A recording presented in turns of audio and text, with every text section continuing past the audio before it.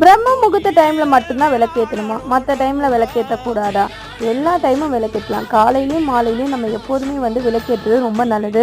காலையில் எப்போதுமே எழுந்திருச்சு குளிச்சு நம்ம வீட்டை விளக்கேற்றி டிவியில் பாட்டு போட்டுட்டு நம்ம அந்த சூடம்லாம் காட்டி கற்பூர வாசனை அதை சாம்பிராணி வாசனைலாம் வீட்டை பார்க்கும் போதே ரொம்ப கோயில் மாதிரி ஒரு ஃபீல் கிடைக்கும். எனக்கு அது ஃபீல் ஆனதுனால தான் நான் அதை ரெகுலராக செய்ய ஆரம்பித்தேன். நானும் முன்னாடிலாம் ரெகுலராகவே சாமி கும்பிட்ற ஆள் கிடையாது தான். எப்போ நான் அதில் காலையிலையும் சாயங்காலமும் விளக்கேற்றுறது ரெகுலராக அதை பழக்கப்படுத்திக்கிட்டனோ அதுலேருந்து எனக்கு ஒரு நிம்மதி கிடைச்சிச்சு, எனக்கு ஒரு சந்தோஷம் கிடைச்சிச்சு. அதனால் நான் எப்போதுமே விளக்கேற்றதை ரெகுலராக ஆக்கிட்டேன்.